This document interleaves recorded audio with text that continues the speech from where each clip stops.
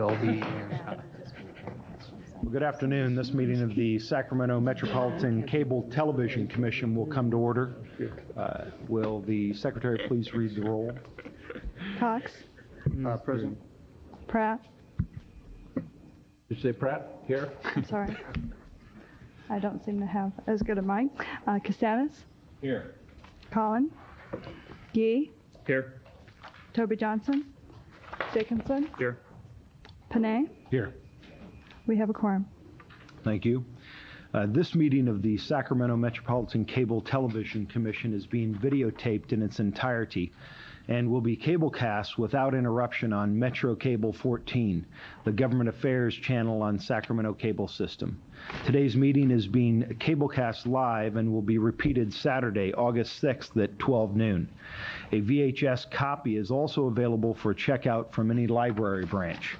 Members of the audience wishing to address the Cable Commission should fill out a speaker identification form located on the back table and give it to the secretary here in the front.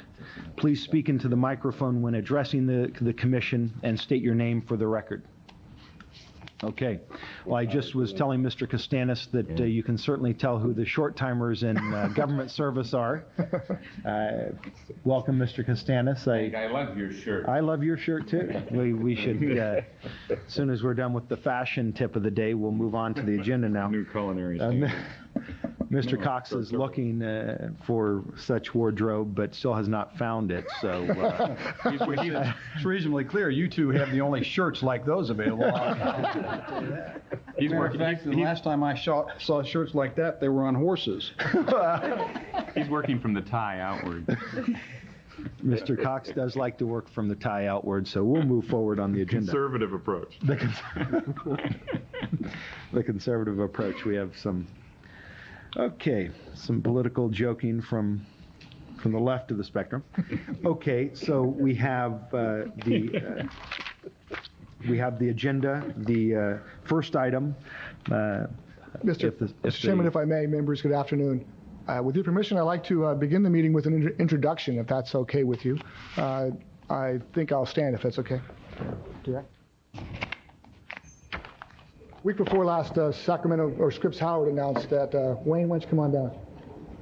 A gentleman who you met a couple of meetings before, who's been the Scripps Howard marketing director, been named the general manager of Sacramento Cable Television. So I'd like to formally welcome Wayne to Sacramento. Thank you. We've had a chance to chat. He has an extensive background in cable television marketing, but I think the watch out for Wayne's world in Sacramento will be that this is going to be probably a soccer and Little League baseball coach in town very, very soon. He has a 7-year-old, and they're in the process now of getting relocated out. That's exactly so right. I'm glad you're here. Look forward to a good working relationship. And the same. Well, I'm glad to be here. I met with, I think I introduced myself maybe 120 days ago.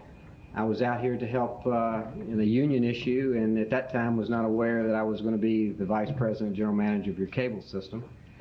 I came out and I got connected. I don't know, I just got centered on California, but the people, the warmth, the affection that the employees shared with me, and then the community itself was just sort of overwhelming. And I went back and articulated to my wife that I had a new beginning, and we're anxious to be part of your community.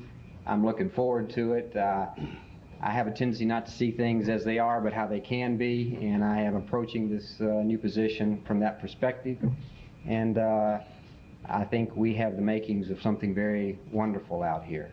There is a bright future ahead on this info highway. Sacramento and our cable system are going to be a major player in that. We have some outstanding ideas and thoughts, and we're going to be a part of it. It's going to be a huge industry, and I think we have the opportunity to bring incremental revenues and everything else to this city, and I'm looking forward to being part of it. So thank you for having me, and I look forward in the future to having a chance to meet with you on individual basis and share with you some of our objectives and so on and so forth. Sure. Mr. Cox, let me welcome the gentleman to Sacramento and tell you we're delighted to see that you're here and to comment that I thought it was particularly important today to see, as your first day, that you would have a tie that looks very much like Mr. Stannis' shirt. He's bonded. Well, welcome to Sacramento. Well, I appreciate it. Wayne, on behalf of the commission, welcome to Sacramento. We're proud to have you here, and real pleased to hear that you enjoyed our community once before, and you enjoyed it so much you went back and told your family about us. As I've told your sidekicks at Scripps Howard, as they've come out and given a little tour around Sacramento and the environment here, we love our community like most folks in their own communities do. The cities of Folsom, the cities of Galt, and Sacramento want to make sure that you feel especially welcome here.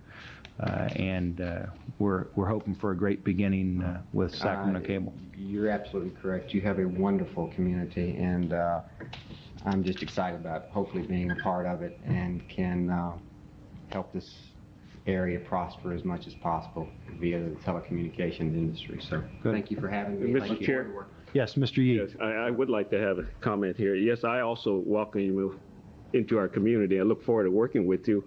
At the same time, without having fear to violating ex parte, I would like to meet with you on an issue that I don't think we'll have any concern about that, but I'd like you to sit down and talk to your staff, including Darby Patterson, regarding station KTSF. I would like to start our dialogue back and see where we're at and see what we can do. If you'll, please allow me a chance to get up to speed on all the specificities of those issues, but we will meet immediately. I'm big on communication, so whatever we can do to... I was waiting for you to get your feet on the ground. Please, the agenda, I'll tell you, I'm bringing my wife and family out next week, and so probably the next week or so I'll be tied up, but close to the end of the month, I'll attack anything that looks like it's time to attack. I would encourage the gentleman to locate in the 4th Supervisorial District. We do have vacancies there, and it's a very nice area. You might want to look there first. Too far away from downtown. In fact, none of us have ever actually seen the 4th Supervisorial. We've heard a lot about And it. that's true. So far. They It's get so no far visas away. to get in. Keep it up, you guys. He's going to go back. He's going to go back. No, I'm sure Folsom and Galt would love to host you out there as well. But I'm all over the place. I'm looking all over in every area, and I'm stunned at the quality in every area. It's going to be a very difficult decision. But well, if we can be of any help, please just call on us. very kind. But Mr. Chair, I just have to say, following up on Mr. Cox's remark, that I would like to welcome you to the 1st Supervisorial District, Well, in which you are currently located. I'm the second. Second. Well, second welcomes as I well. overlap 5 of these city council members, so they've probably already welcomed you in. But I got We love her just the same. Okay. All right. Well, thank you very much. Thank you for having me. Okay. Okay. Mr. Thank you. Spasso? Item 1, last November, the Commission approved a probable cause determination relative to an overcharging issue which occurred in October of last year. The decision was to refer the action to a hearing officer for fact-finding, analysis, and recommendation. The process was initiated and then got sidetracked, slowed down for reasons between Sacramento Cable and ourselves. Last month, or month before last, Sacramento Cable proposed a settlement, which I copied to you. And I advise you that what I saw looked reasonable. I wanted some additional time to work to understand the details and the implementation. That proposal is to credit those affected subscribers, something less than 20,000, with an amount of $3.51, which is triple what the impact was, what the overcharge was from last November. And that $3.51 would be a direct credit to their accounts, or an option by the consumer, by the subscriber, to trade that $3.51 for other services for a period of 1 month, be it basic service or a premium service. Looking at the nature of the activity, the fact that Sacramento Cable had already credited those people who had been directly impacted at the time, that is right after we noticed that cable of the violation, $1.17 was credited. This $3.51 to me appears reasonable. I think it's an excellent solution to this particular problem.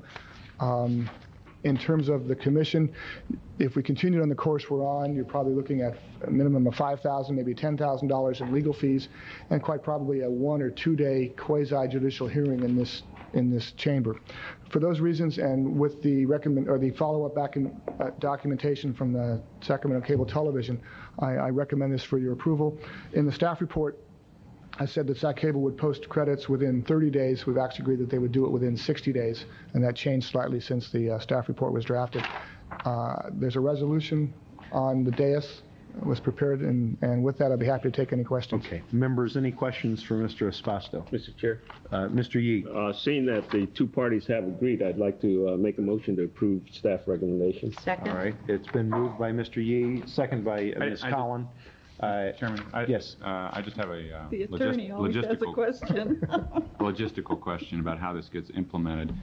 Is the credit going, it says automatically credit, is what are we going to have, a notice to subscribers first whether they want to choose the credit? No, I've asked Sac Cable to reverse that. What this will be is on some date the computer system, Sacramento Cable has identified the affected subscribers. They now have a list of them. They will post a credit to the account, and then a letter which we will be participating in the drafting of and have approval on will be sent to those 16,000 affected subscribers saying on this date a credit was posted to your account. Over the next X days, you can trade that credit in. Okay. And the computer will be flagged so that the customer service representatives will know when those people call in, and then they can arrange to have an upgrade for a month, a basic service, or a premium service if they so desire. But the credit will be a hard credit posted in advance. Has there been a discussion of the time period during which people will be able to make that trade? Are we talking 30 days? We're talking 30 days. Okay.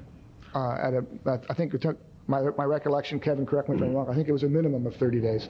It was my desire that this whole thing would transpire over a fixed period of time, that within 90 days from start to finish, it would be complete, and that Sacramento Cable would then respond back to us with the total number of affected subscribers, which we know, those who took the credit, those who took the options, those who may have left the system. So the numbers reconcile.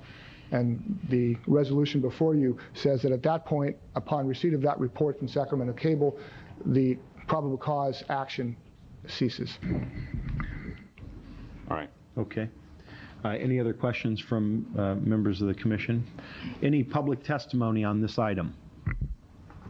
Okay. Seeing no public testimony, no further questions, would the clerk please call the roll? Cox? Aye. Pratt? Aye.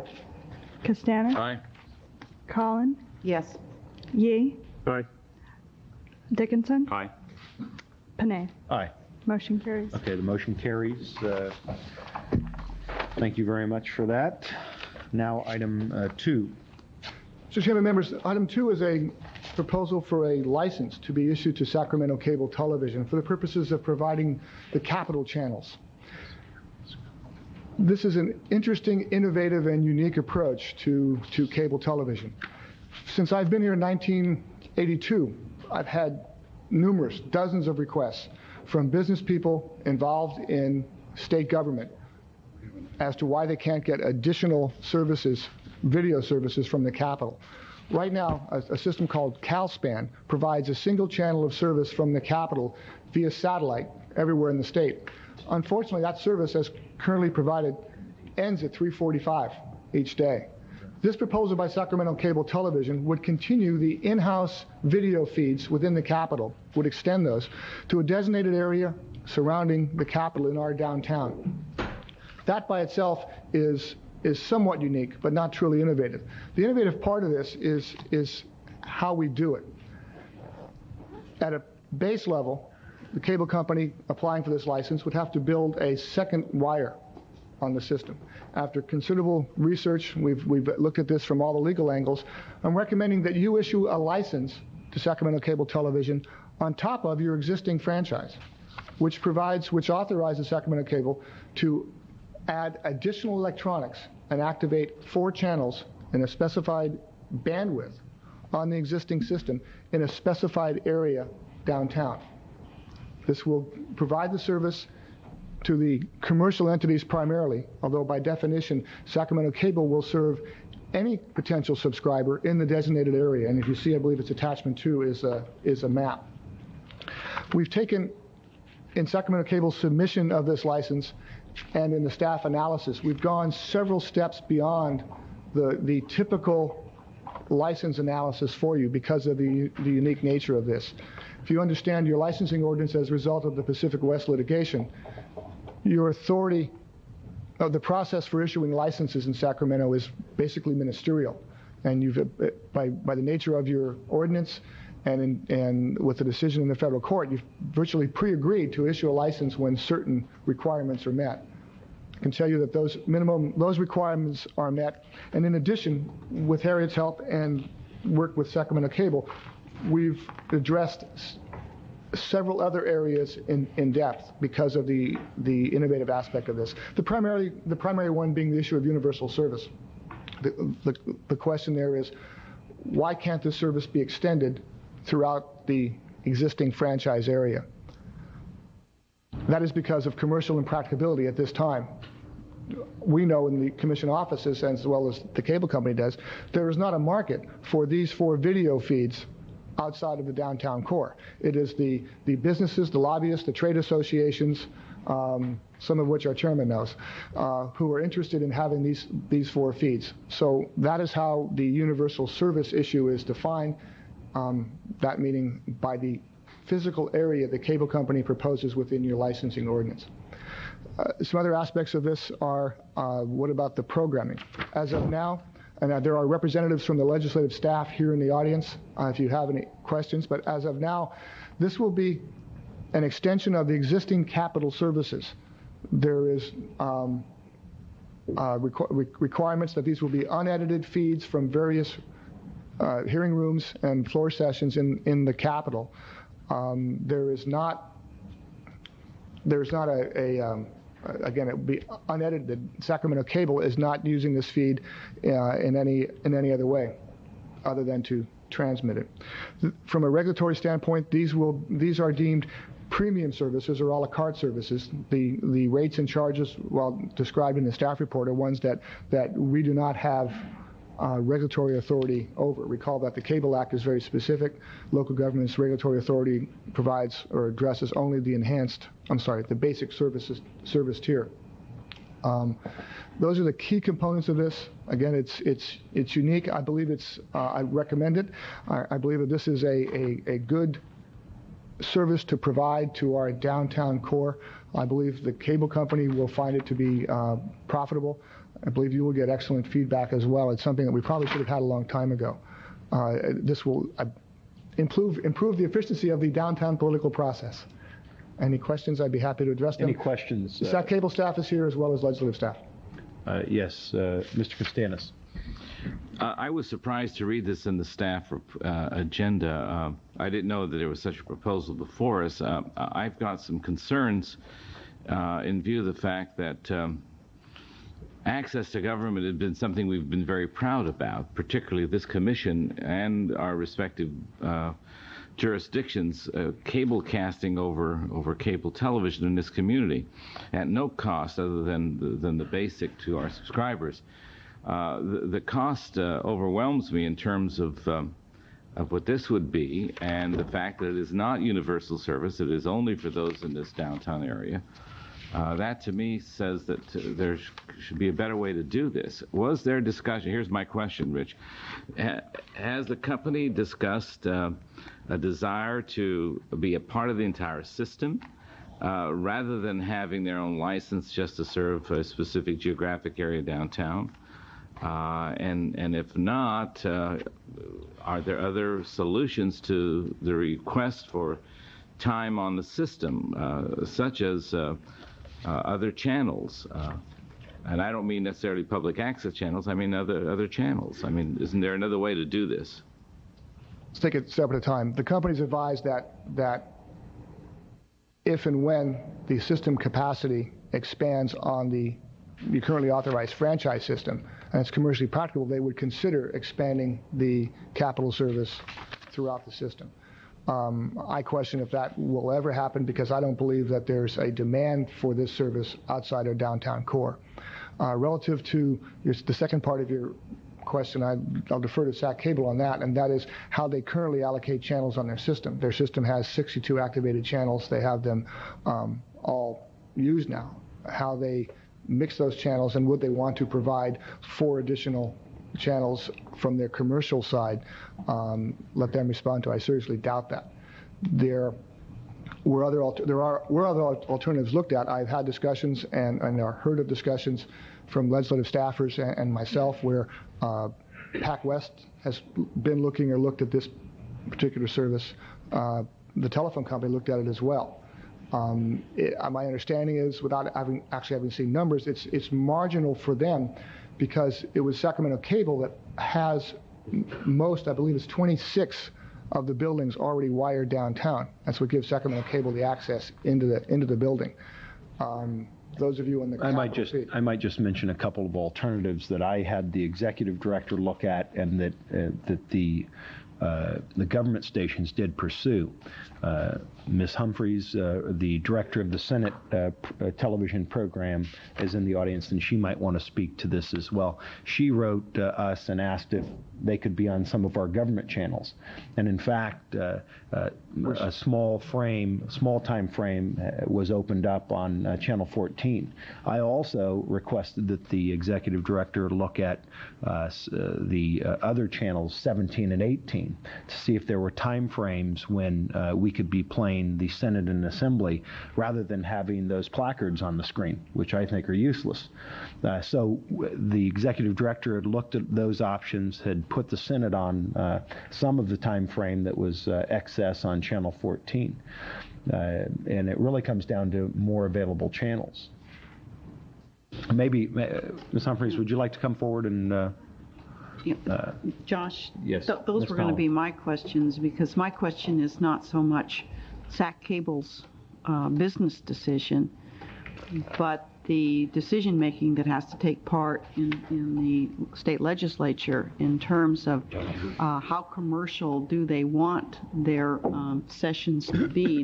They hold obviously multiple sessions and multiple hearings all going on at the same time. So it'd be very difficult to figure out what's going to be carried. I know there's squawk boxes all over the downtown that do this by radio right now, or intercoms or something, because many of the lobbyists already have those. And you pay for that as well. Yeah, that's a service that is also paid for. I suppose the concern I would have is on the part of the state legislature and their decision making as to how this is going to work is, are they cutting off any access to anyone else from carrying programs? And that type of thing, that because this seems like really a pretty narrow commercial use, and there must be much broader news uses. Yeah, I might just add, I was in favor. You can answer when we get through talking. I was in favor, Ms. Collins, of trying to push as much as we could to have as much access as possible. And the executive director tried to accommodate that on a public basis. I agree. There's a lot of people who would like to see certain sessions, but this is going to go on these sessions go on all day and into the evening, and there's all kinds of them happening simultaneously, so I don't know how you manage that. Why don't you introduce My name is yourself? Kathy Humphrey, and I'm the director of the Senate television program. And at least on the Senate side, since 1992, we've been televising most of our proceedings, the floor sessions and most of our committee hearings. And the Assembly televises most of their sessions as well. And right now, the Senate sessions are distributed on 2 channels in-house, and the Assembly is also distributed on 2 channels in-house.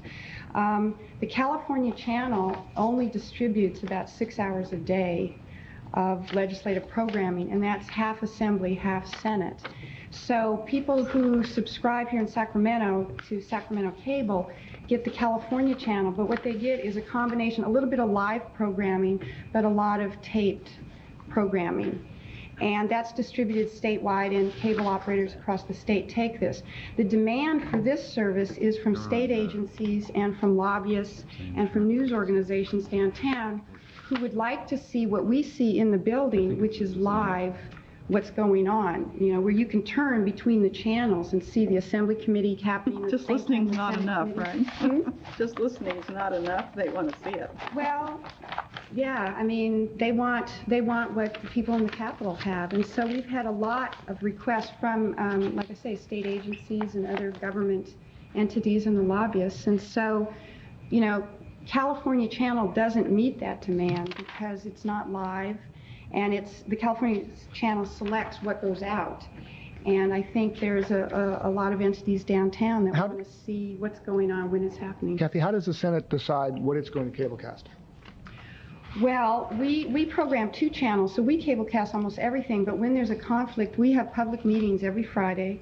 They're noticed in the file, and people come and discuss where there's a conflict. Like next week, there's going to be a lot of conflicts because, as you know, there's a lot going on next week. And so in a public meeting, we decide, well, okay, let's televise Senate Judiciary Committee, let's televise Education Committee, and it's just a process that happens in a public meeting every Friday. Okay. Any other questions from the commission? Any other members' questions? I have a question. Yes, Mr. Costanis. Kathy, is it your experience that our constituents generally throughout the city and the county are indeed interested more than what's available on the California Channel? Well, that's an interesting question. You know, I mean, how many average citizens want to sit and switch between channels and watch live, you know, any government meetings? I don't know. You know, we don't have Nielsen ratings on this stuff. But I do know that downtown government agencies and lobbyists and news organizations are very interested in it. They don't get enough watching us. Broadcasted overseas to our troops. Okay. Thank you.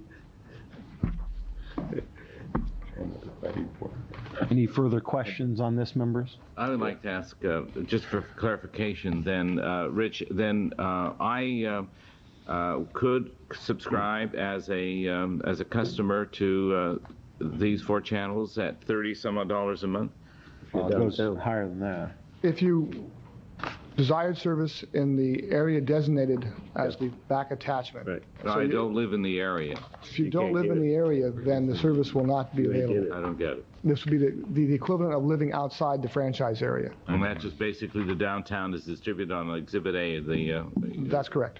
staff report. Got it. And then what would the cost be to, say, a downtown resident that was in this area?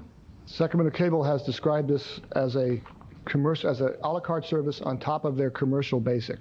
The commercial basic service is $30 per month. This would be, I believe, $26.50 per channel if you wanted individual channels, or a package at $75. That's David. And what channels would they be on? Sacramento Cable has not told me the frequency or the channels. It will require a different converter box or a converter box programmed for that. I don't know the channel numbers. They may. Have we decided yet? I don't know. Yeah, I'd like to hear from the cable company how this would be done. Maybe we could have the cable company come up and give us a description technically how this works. Why don't you just meet with them, Terry? You'd obviously have to have one on some of the channels, I suppose. Right. It could be in the 80s or... Hi, my name is Morgan Fussell. I work for Sacramento Cable, the commercial account manager, and have been involved intimately with this project.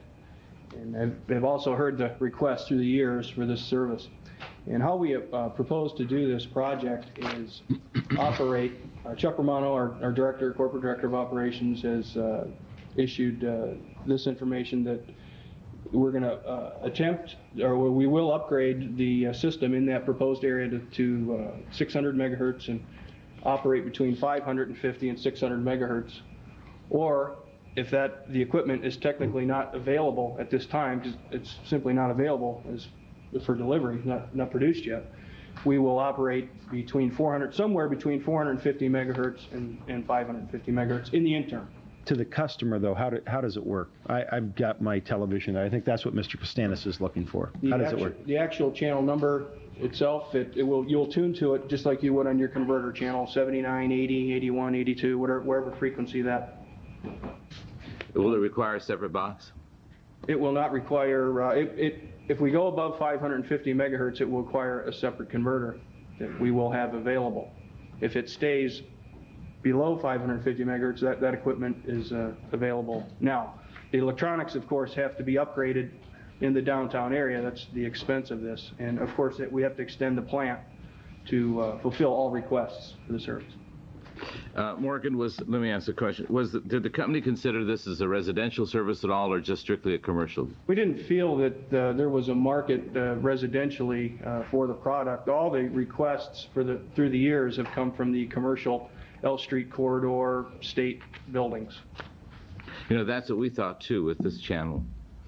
And I'm sure that there would be an outcry of our constituents if we were to stop Cable 14. There's no doubt in my mind that the public perception at first was, well, no one's in their right mind is going to watch government in action. Not too many watch. And I can tell you they do. And I think the same would be true with the big house across the street. I'm certain that there's a residential market for that. So at some point, is it possible that you would expand? Technically, how does it work that you only do it in this one area? I mean, you're cabled to every other area. Is it possible that you could offer channels 70 and 71? As you know, what we have been operating at 450 megahertz system thus far. And in order to deliver these channels, we have to upgrade our electronics, our amplifiers and such, and only in that specific area to meet the demands. If I could add a comment to the concern that's been voiced about continuing to provide coverage to residential subscribers, this license doesn't contemplate eliminating the broadcast of the California channel, which currently delivers to everyone in conjunction with basic service, the 6 hours of coverage of the proceedings at the Capitol. What it does propose to do is to offer to the government agencies and commercial entities that have made known an interest in receiving expanded coverage because of their special interest in the government hearings and proceedings, broadcast video that isn't currently available to them from any other source, and which, given our business analysis, can only be delivered in this downtown corridor where there is a demonstrated interest in subscribing to the service. We share Mr. Espasto's analysis that this is not a service that would be widely subscribed to, if at all, by residential subscribers. It is, by and large, a very specialized service that will have appeal only to government agencies and businesses such as lobbyists that are involved in government activities and have a distinct need to watch every single minute of the governmental proceedings in the state capitol. And that's why this license has been tailored to this particular area. Anyone located in the area will, of course, have the opportunity to subscribe, whether that individual or address be commercial or residential. Anyone within the area will have the opportunity to receive it.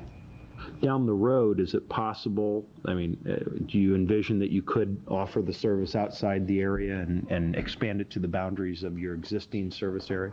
That's a question that at this point I don't think anyone has the answer to. This is a novel project. We think that there's sufficient commercial interest out there to make it viable in the downtown corridor. If it turns out that there is a broad interest outside the license area in receiving this service, we'll certainly entertain the prospect if it's commercially practical, and we'll come back in front of you and say, this turned out beyond anyone's expectations to be a highly desirable service.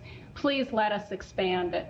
But at this point, we don't know. What we do know is that over the past several years, we've received continuing and multiple requests from the potential subscriber group you'd expect, government agencies and lobbyists and commercial firms involved in government activities, who have said, please, please, please give us this service because the California channel, edited in only 6 hours a day, does not give us the information that we need to conduct our business and governmental affairs.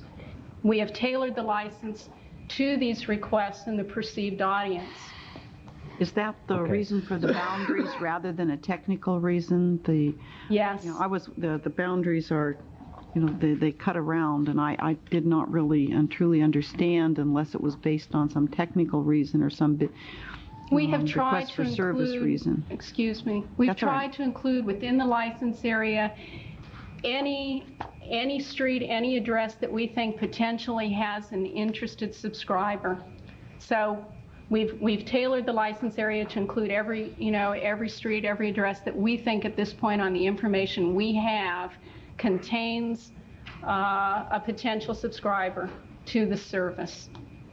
If it turns out that the service is more popular and more desirable than we expect, of course, you know, we would come back before you again. But at this point in time, the license area reflects, I think, what is a very practical and reasoned expectation of who the audience for this service would be. Are you, when it goes right down the middle of a street, does that mean that both sides of that street get served or only one side? Not necessarily. If What do you mean, not necessarily? Yes or no? It depends on where our cable plant is placed. If we have defined the boundaries as being inclusive of those boundaries, for the simple fact that the electronics or the cable plant may not be exclusive of that boundary line or outside that boundary line. We'll make every attempt. So if I look at 15th Street, it's not both sides of 15th Street, it's one side. And I'm just trying to get a feel for where it's gonna be, and where the real boundaries of the service area are. Because we have a description, but we got to know for sure.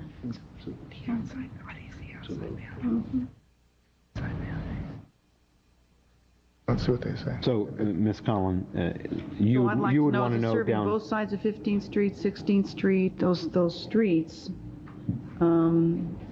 Is the boundary really the alley or is it the street? Are they going to cross the streets or not cross the streets? Well, Depends on what electronics are. Yeah, but we have to know for the boundaries of the... Well, I suppose it'd be safe to say that it's within the street where that line goes down. So on P Street, for example, my assumption, and if you could say yes or no, is that it's going to be on the north side of P Street, not the south side, to be safe, I would say. North side of P, yes. North side of P. Yes, And sir. so it'll be within that boundary. In the boundaries, Within then, so the you boundary. won't cross the streets. You won't cross the street. Except if there's an exception, and then... It was my understanding that the entire street was included. The issue for me, as I understood it, was whether or not a building, say, across L Street, had granted the cable company right-of-way access. That's another controlling factor here, is that the property manager has to have allowed the cable company into that building. And it was if my they understanding, haven't, then there's no access. right, it was my understanding that if it was commercially practicable for the cable company to wire that building, and that the property, that the landlord owner said yes, that Sacramento Cable wanted to extend its service to those locations. But I think it's extremely important we get that nailed down. Yes. I mean, we have to know if we're going to serve both sides of 15th Street, then we understand that, and then we know that the boundary goes to the alley. I don't want to have somebody come along, you know, in 6 months and say they're outside their service area. I think we can clear that up today. Both sides of the street can indeed be served. Our goal is to serve everybody who wants As many it as you can. within the area that we can economically Okay, well, just so we understand. So technically, that's possible. Yes. Yes. And just as long as they've given right-of-way to you to get inside their building. If they haven't, then there's not possibility that Right. they That's could the be served. limitation, that each building in this area would give us a right of entry so that we could go in and wire the building. We're hopeful that every building will. Okay. Good. Well, thank you very much for your testimony. Any other questions? Okay, seeing no other questions. Any other testimony from the audience on this item? Excuse me, Chairman. Yes. We do have one speaker, but could we put on the record that we're opening a notice public hearing? Okay, this will be our notice that we're opening the public hearing on this item. Okay, the public hearing is opened. Mr. Scott Newkirk. Mr. Newkirk. Thank you. Thank you. Good afternoon. My name is Scott Newkirk, and I live in the city of Folsom. I am opposed to the granting of this license to Sacramento Cable for the purposes of a restricted area, commercial only retransmission of the proceedings of the State Senate Assembly. While there are legitimate uses for channels being available only to commercial accounts, coverage of public proceedings of the state government should be available to all cable subscribers. I agree that there is indeed a need for increased live coverage of the State Senate Assembly. The current California channel is only available to the public until 4 p.m., regardless of what is going on at the state capitol. However, this increased coverage should not be limited just to a few subscribers. As Sacramento Cable could not offer these channels without using their existing cable plant, I think it is inappropriate that they seek to generate a separate revenue stream using facilities paid for by all cable subscribers, covering proceedings paid for by the California taxpayer. Instead of just upgrading the area surrounding the state capitol, Sacramento Cable should increase channel capacity system-wide as promised. A few of these channels could be used for the new California channels. If they do not want to give up paying channels, let them negotiate for the use of future PEG, public educational and government channels, that will become available when they upgrade to digital compression. I see this new license request as a potential conflict of interest by Sacramento Cable. If they can get a small, dedicated group of subscribers to pay a high price, between $26 and $95 per month, just for these new channels, then they will have no incentive to serve their primary license and make these channels available to the public. Just as with C-SPAN, the current but limited California channel, and your own local government channel, Metro 14, I urge you to keep government coverage free and available to the public. Thank you. Thank you, Mr. Newkirk. Any questions for Mr. Newkirk? I'd like to just comment that, oh, I'm sorry, Terry. We have a question of staff, and then we have a comment. Hold on, Mr. Newkirk. Mr. Costanis? Rich, are we precluded from granting this license? We have to grant it according to our ordinance? Your licensing ordinance, in my opinion, basically says if an operator comes in, makes a request, gives you the insurance and the bonding, and has the wherewithal to do the construction, they set the service area, and it's basically ministerial for the commission to grant the license. It's my opinion that that's the way your licensing ordinance was drafted. And the commission doesn't have the authority to say that the service area is incorrect or too small or should be in a different location, so that you can have overlapping licenses from different companies, and that they're granted more or less as a matter of course, so long as the financial wherewithal is there. The only thing that you might lay on top of that is the California law with respect to granting of franchises and the findings that should be made in order to grant a franchise. You know, one of which is how it impacts universal service. But based on your own ordinance, you really have no authority to say no when somebody comes in and requests this type of, you know, a license for any type of cable service within the franchise, within the county area. Okay. I guess then the question becomes, how much more can we push on the public side to allow this access to the rest of the folks in the viewing area, as we were pushing before? What else can we do? Mr. Newkirk has brought up some points of inquiry where it's possible to think, once the digital system comes online in compression, that it's possible that there could be more government stations, you were saying, Mr. Newkirk? Right. And all four of these channels could be, I suppose... Exactly the case. We haven't seen yet a definitive plan on how Sacramento Cable intends to overbuild, but we've all read about the 500 channels, and we could extend that if and when that happens. These channels at a very low programming cost could very easily be made available to the broader franchise area. The issue becomes, in the short term, would Sacramento Cable do that now? Would Sacramento Cable extend and expand its existing electronics throughout the franchise area to provide this service? It's my belief, and based on long discussions, that Sacramento Cable would not. It is not commercially practicable to expand their system for these 4 channels. For us, I think the issue becomes, there's an opportunity here to provide, to serve a business need in the downtown in the short term, which may be able to be extended to the residential area in the long term. is it preferable as a matter of policy to wait to the long term? I'd offer that while we probably have very little legal basis to deny a complete license application, and I believe this to be one, I also believe that Sacramento Cable is not going to pursue this if this is in your disfavor. You know, that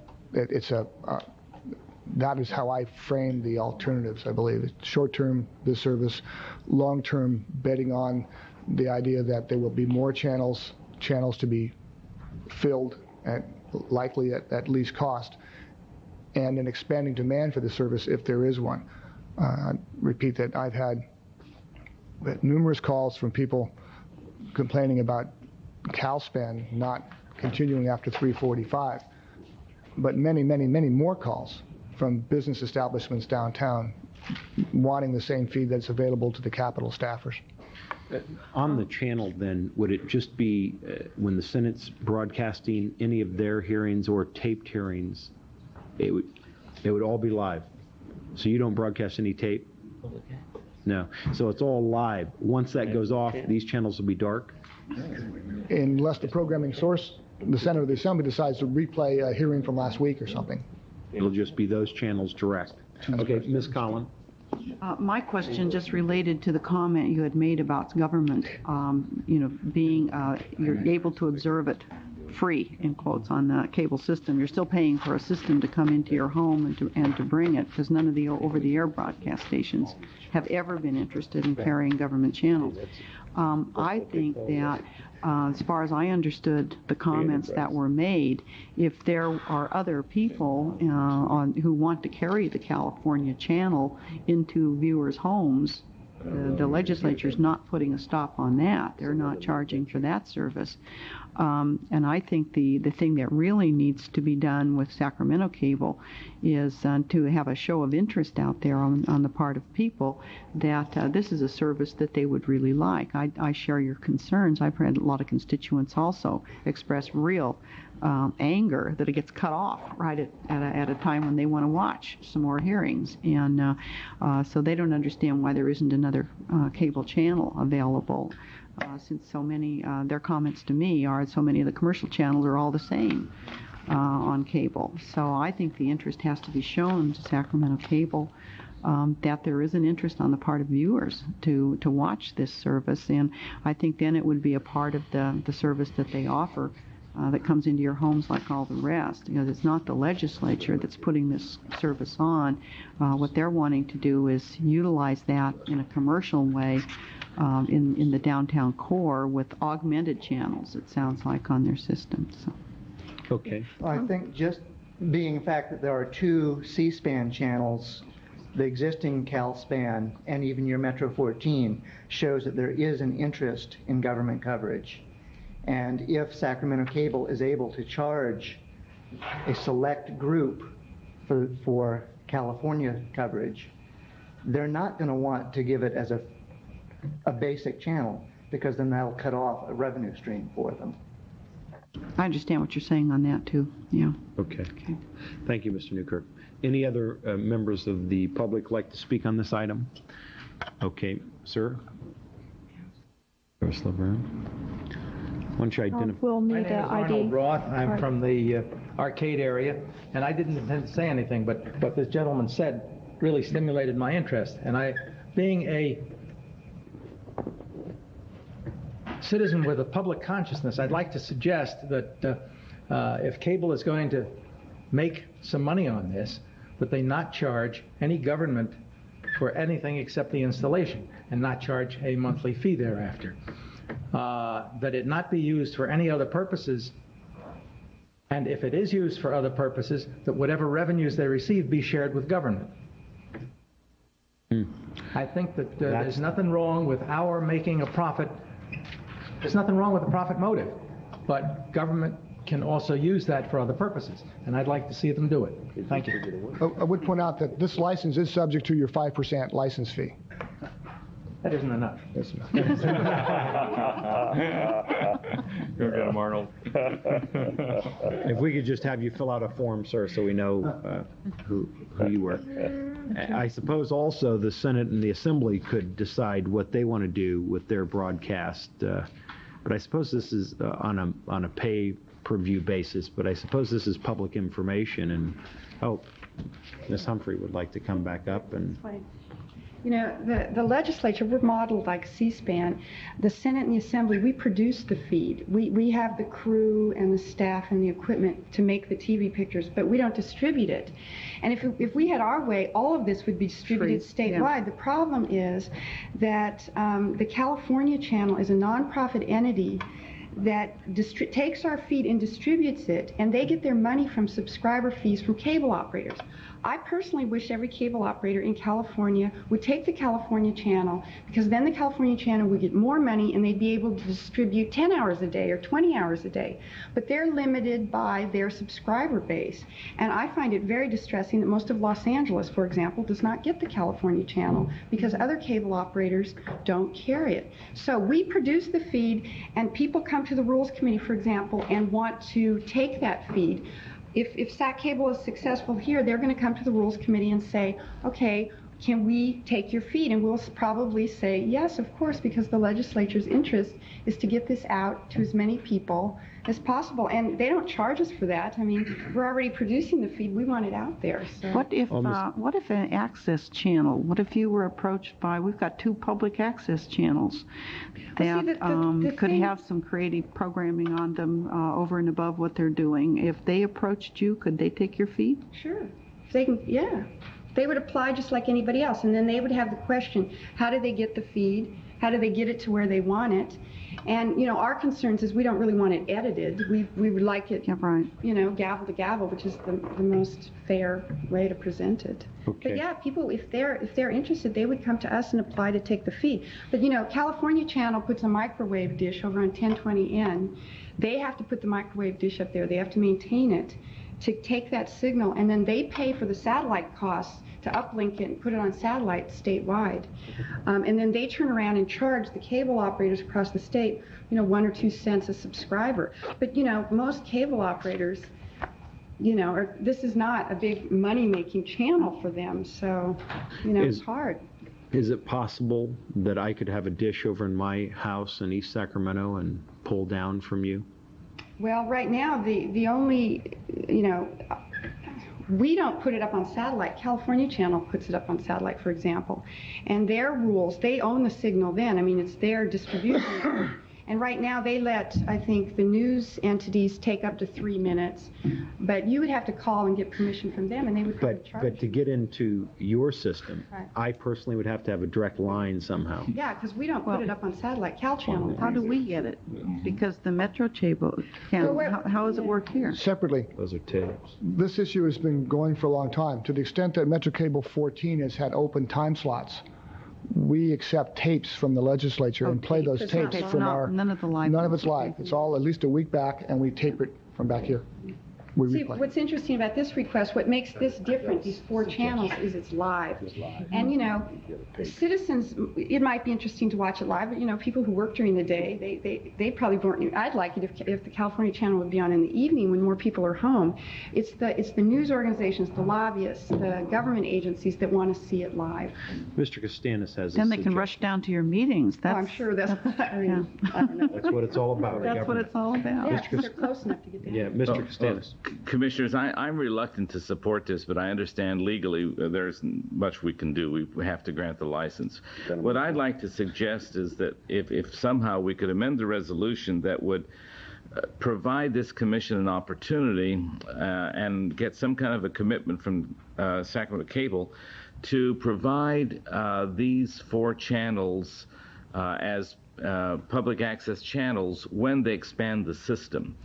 Knowing full well that too much has been done now, they're ready to operate under this new license. But I really think, and I believe, it's public access, and I think it ought to be, and it ought to be right there with the 7 public access channels we currently get out of the cable company. When they do expand, I would sure like to see these 4 expanded. We've already heard from the Education Consortium that wants more channels, and so there'll be great demands out there, but this is a segment of government that we don't have in our system free of charge. So if it would be appropriate, maybe one of the conditions under item 7 of the resolution that might be added that when the company does expand its capacity, that these 4 channels would become part of public access, then I could be more comfortable in supporting the staff's recommendation. Perhaps we could have a comment from legal counsel on that. See the resolution. Well, as I said before, I mean, the way your ordinance is drafted, there is not a whole lot of leeway. I don't know how Sacramento Cable feels about placing a condition in this license that applies to their franchise. So I mean, I think it crosses over from, one area of regulation that the commission has to a different area of regulation that the commission has. And it go again, then it goes into programming, and it goes into determining how many PEG access type channels there would be in an expanded system, which I believe you already have to some extent regulated in your franchise and in the restated and amended franchise resolutions that you have. Rich may be more familiar with that than I am. I did want to make one comment about universal service, even though I understand that there's a difference between universal service and having the availability of government activities live as you go. The universal service requirement is in both the Federal Act and the State Act and in your own franchise ordinance, is really geared towards residential consumers and making sure that systems are not redlined so that different neighborhoods, low-income neighborhoods or low-density neighborhoods or, whatever, are not redlined out of a cable system so that everyone has access at least to basic cable without redlining. And so the universal service requirements are not really applicable to this type of service, which deals more with having extra channel capacity for specialized service as opposed to having service to residences across the board in the franchise area. Okay. Good point. Thank you. All right. So, There's no where second. are we here? Excuse me? No second. Any suggestions, Mr. Esposito? Mr. Sands, I don't believe we can condition the license. I believe we can transmit to Sacramento Cable a letter with the support and full endorsement of the commission strongly encouraging the carriage of these channels to the franchise area. But based on my understanding of your license ordinance and state law, I don't believe you have the ability to condition the license. All right. How long is the license for? 20 years. Can we limit that? Fine. Not without an ordinance amendment. The license ordinance provides for a 20-year term. Okay. Right.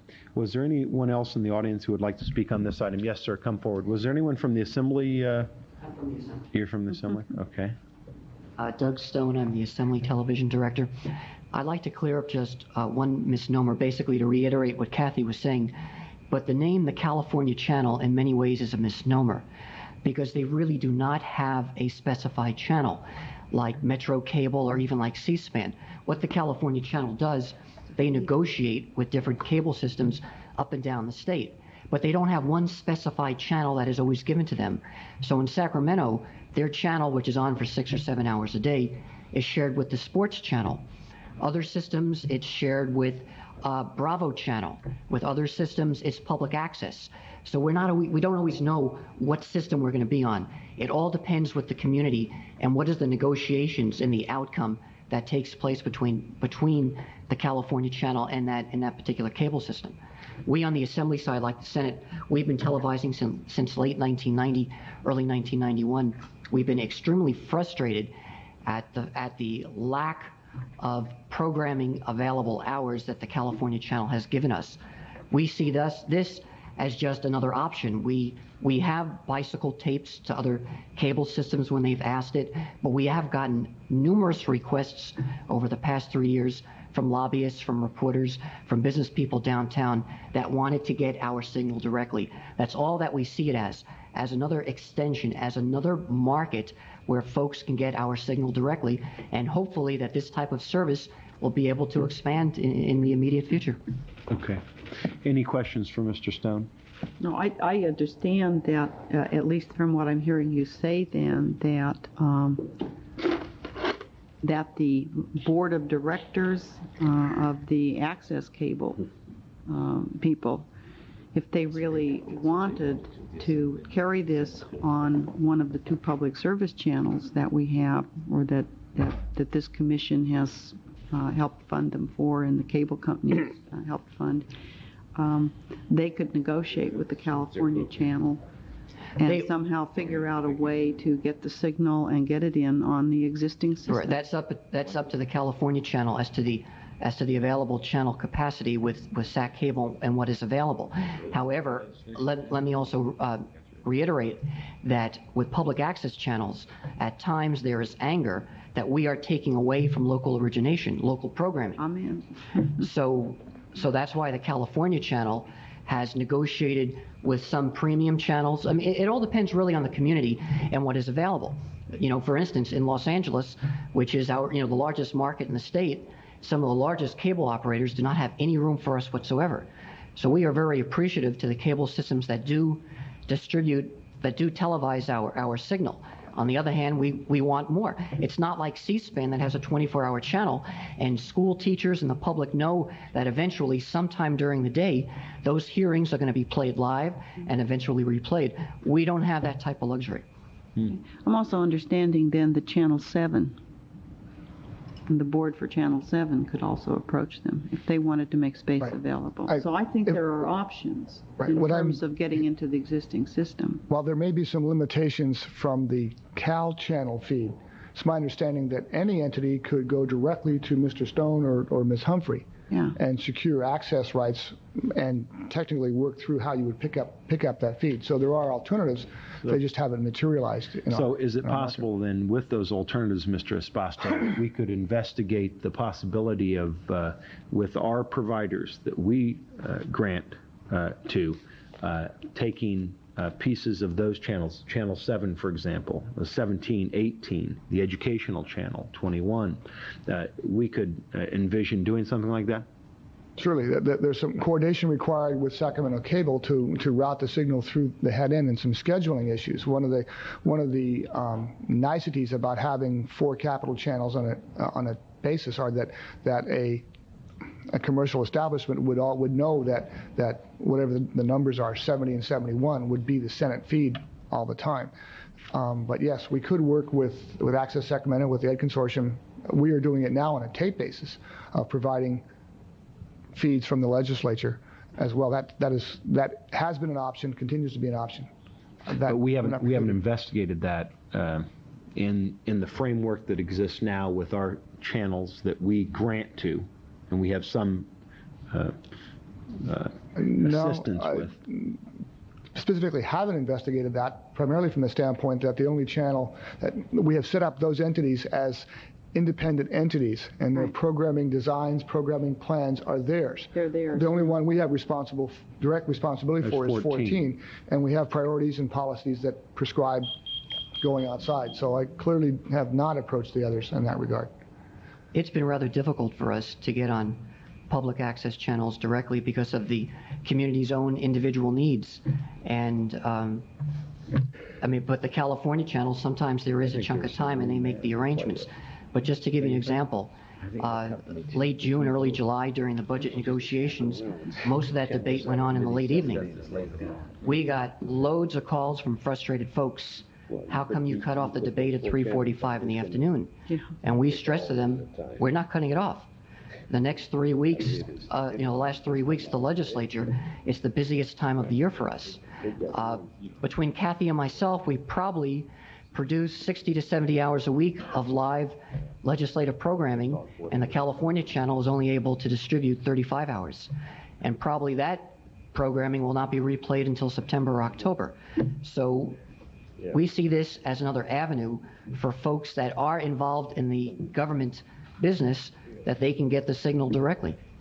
Well, I agree that in terms of many people who want the signal in the downtown area, this might be a very feasible way to go. I was merely exploring what is possible in terms of some creative programming on the part of the governing bodies of the entities I mentioned, which would be our access channel boards and the Channel 7's board, so that they could look at particularly selected times and see if they couldn't do something year-round on their programming. I was just trying to be responsive to people who want the service, and I don't think that they're blocked now from some creative ways of getting more service. Well, on that point, I think it is incumbent then upon the commission to help assist in that area, help assist with those boards of directors and see if there are timeframes that could be made available. Yeah, I'm not I don't sure think it's those going to boards happen. of directors are aware that, that there might be an interest out there in the community. That's one of the problems that they might have. And the other one is, even when we do put some money aside for creative programming, et cetera, we took it away, we stopped it, we took it back. We changed the policy from year to year. But when, they could be directed to get in touch with the constituency. Maybe there's a real demand out there, and they ought to start looking at it. Well, if there's a will by the commission, thank you, Mr. Stone. Thank you very much. Appreciate it. Thank you for coming. If there's a will by the commission to do something in that regard, the chair would be happy to. Mr. Cooper would like to speak. Come up, Mr. Cooper. Oh, Mrs. Costa? Oh, that's right. I'm sorry, Ron, didn't know you were here. Go right ahead, Ms. Costa.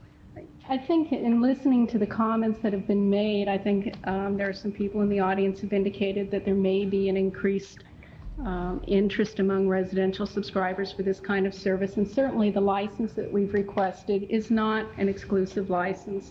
If there are creative ways to increase the programming on the public access channels or by some other means, certainly those can be explored and additional programming can be provided. What we're trying to do here, and I think it's important to emphasize that, is to provide an additional service for which there has been a stated request and an expressed need.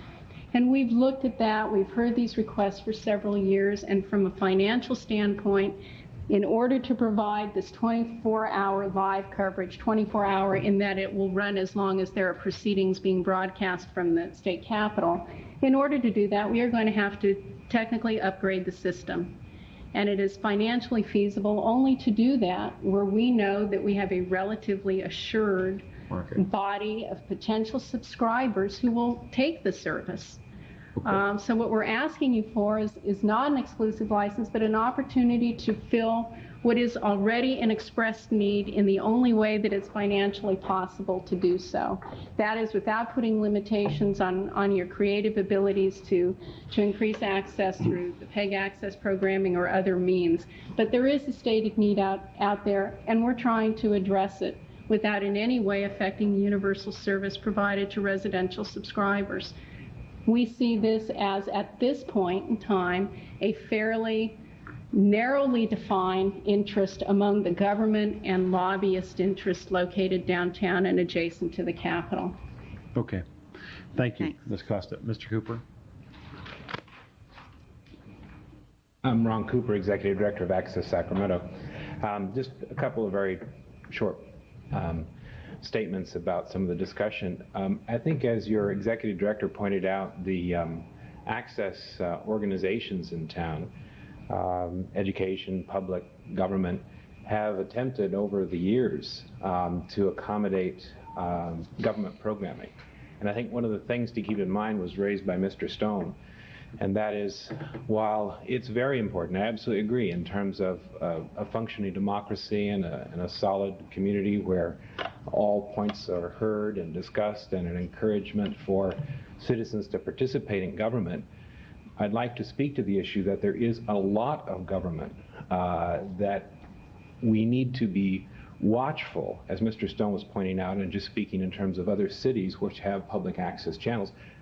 In Sacramento County, we at Channel 17 and 18 Access Sacramento, our mission is to serve 1 million people in terms of all of their diversity, all of their creativity. We do that even with the placards, as you pointed out, Chair Panay. The bulletin board is a regular place where hundreds and hundreds of nonprofit organizations on an interactive basis list very important meetings, and is regularly used. And underneath those bulletin boards is the only volunteer 24-hour-a-day radio station that's carried system-wide, all produced by Sacramento County residents as well. So it's juggling all of these different issues with the available time slots for government. And while I agree with Mr. Newkirk in some ways, the idea of a system-wide sharing of this information I think is the ideal. Frankly, I don't know where it would stop. 24 hours a day on 4 channels of state government, and I hear many discussions at these meetings about the numerous important meetings of government that aren't being covered, either by budget reasons and because of channel capacity. And I would really ask the Commission to always keep in mind the need to inform via government meetings, but to also question carefully sacrificing, if that's the right word, the public's right to participate in this process as well. And that is the balance that we've tried. I think we've done a good job. And speaking on behalf of our board, we're always willing to entertain proposals that kind of share that balance. Good. Well, I appreciate that. Obviously, we all know that there's no better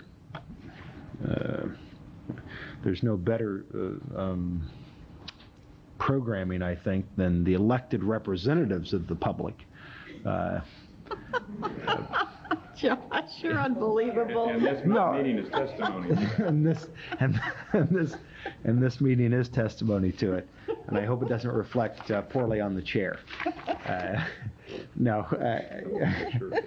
I think I think it's important, as we know, and so perhaps we can have our executive director with Mr. Castanis and maybe another member of the commission look at different possibilities to give broader access to the 4 channels from the Capitol. And I suppose the state legislature would say that they're the most important body of elected democracy and representative democracy, and we appreciate them being in Sacramento. So, if there's no more debate, we've heard from the public on this matter. Is there any motion from the commission? Yes, move the resolution. Ms. Collins moves. Are we closing the hearing first, or? We have to close first? Okay, move to close the public hearing and adopt the resolution. It's been moved to close the public hearing and adopt the resolution before us. Mr. Toby Johnson seconds. Any further debate? Seeing none, the secretary please read the roll. Cox. Aye. Pratt. Aye. Castanis. Aye. Collin. Yes. Yee. Before I vote on, this is resolution 94 you're talking about? It's got a 94 dash. 4 days. Yeah, 94 dash. On this attachment 5? Item number 2. Yeah. If it is, yes. It's attachment 5, but yeah. Was there one you didn't want to vote on, Mr. Yee? Well, you went on a... You never know what you're talking about. Discord. Oh, he thought we might have slipped a new one It had me in, Josh. confused. So. All right, we are in the middle of a vote. Mr. Yee. Yee. Slip a little stuff in on it. Toby I Johnson. voted yes. Yes. Thank you. Dickinson. Aye. Panay. Aye. Motion carries. Motion carried. Excuse me? The ayes have it. Sure. I was wondering what I might have slipped into that, Mr. Yee. Was there? My mind is a little confused. Okay. All right. Next item. Item 3. 3 is a 5 ayes. action on permanent general counsel. Several months ago, you appointed 3 members of your board to act as a screening committee. We issued a nationwide RFP. And I believe the screening committee has met, and you appointed Supervisor Dickinson as chair of the screening committee on this issue. Okay. Staff does not have to report. Mr. Dickinson. The committee has met, the subcommittee, on general counsel selection. We have a recommendation, but I've forgotten it. This meeting has gone on so long. All right, let me just ask a couple questions. Did the committee meet and have oral interviews with the applicants on this? Thank you, Mr. Chairman. I'll describe our process. Good. Thank you. We had some 30 applications for the position of general counsel, which came from throughout the country, including a couple of Washington, D.C. firms and some quite well-noted firms in terms of cable experience and representation, and individuals, I might add, from throughout California and the country. The subcommittee did, in fact, meet, review those applications, and narrowed our zone of interest, if you will, person of interest down, interviewed the person representing the firm that we believe ought to be retained for the purpose of general counsel. And the subcommittee is unanimous in recommending to the commission that we retain the Blair Law Firm, and that we do so on the same terms and conditions as previously applied. So I'll be happy, as I'm sure the other committee members will be, to answer any questions you might have. Just a question on, you interviewed one firm? Correct. I see. So you went through and you decided that you should just interview one firm? Yes, we made a fairly, I think, thorough and exhaustive review of the applications which were submitted, and for the most part they were quite complete. We independently, the three of us independently assessed those applications before we met collectively. It was, I think, fairly clear, and actually there was quite a bit of agreement even beforehand as to the general order that those applications or rank that they fell into. And from the discussion that we were able to have, we were able, although we entertained the idea of interviewing multiple firms, we agreed that based upon our own judgment with respect to the applications that were submitted, that it would be sufficient to interview one just firm. One. I think at this point in time, I would like to call an executive session on personnel and with relevance to this item, if that would be acceptable to the commission. Good. Then we'll have a brief executive session. We haven't noticed any. We'll have a brief executive session on this item. We haven't noticed an executive session, have we? You have an open session item on your agenda for general counsel appointment. You would need to amend your agenda to add a closed session item on this matter. It's already on your agenda as an open session, so it's really not something that you would be adding brand new to your agenda. So I believe you could do that under the Brown Act. So the official process would be to amend the agenda to add a closed executive item to it? You would need to make that note to your agenda that you were going to go into closed session on this item. Okay. Well, I would like to entertain that as a motion, if that would be... I'll be glad to move that. And let me speak just very briefly to the process. The three of us did go through extensive amount of time and effort on your behalf, and we have reached a conclusion, and I think it's very appropriate that we discuss this in executive session. I mean, we brought a recommendation to you. If you wish to discuss that further, I think you should do that, and I'll be glad to move that, and I think it's very appropriate. All right. Well, it's been moved by Mr. Castanis, second by Mr. Cox, that we amend our agenda on this particular item to have an executive session on this matter. So we'll call the roll on that motion as instructed by counsel. Clerk, please call the roll. Cox? Aye. Pratt? Aye. Castanis? Aye. Collin? I'm abstaining. Yee? Aye. Toby Johnson? Yes. Dickinson? Aye. Panay? Aye. Okay, Motion we'll go carries. into brief closed session, and we'll be back afterwards.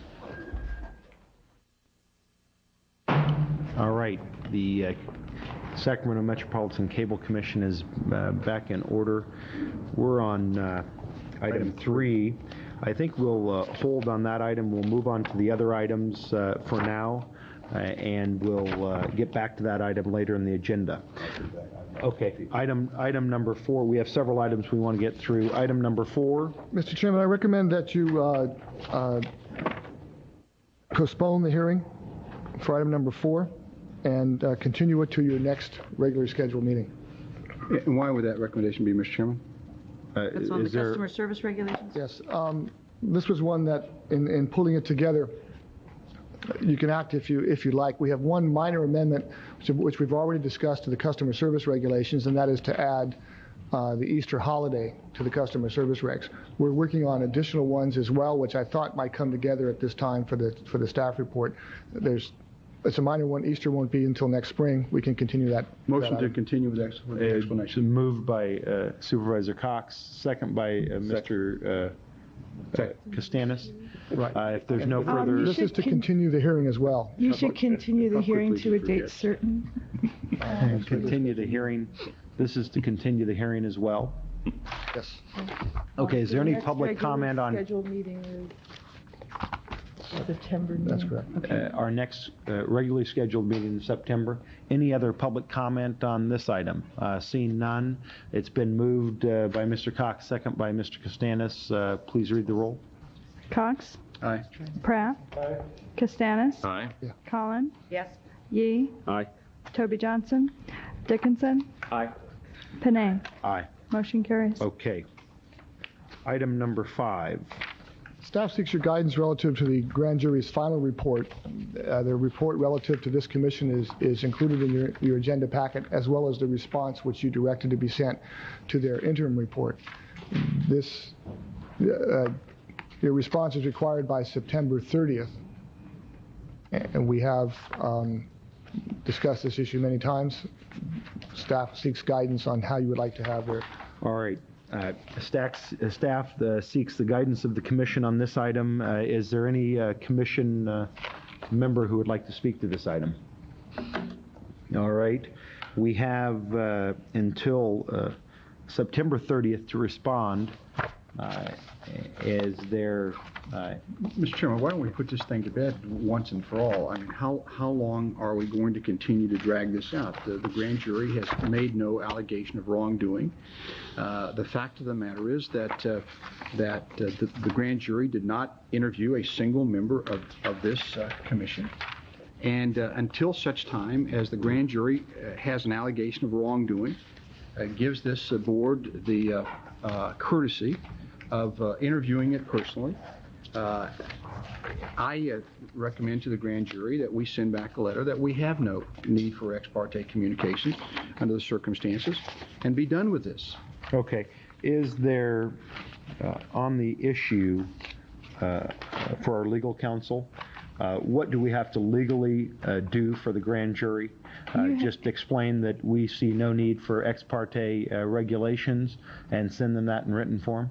That would be, right. You just have to make a response. There's no legal requirement that this response say anything in particular. You could make the response that Mr. Cox has just enunciated, or any other, or take any other action that the commission believes is appropriate. All right. So then the attachment 3, the resolution, we can put that response in that resolution or direct the executive director to give that response to the...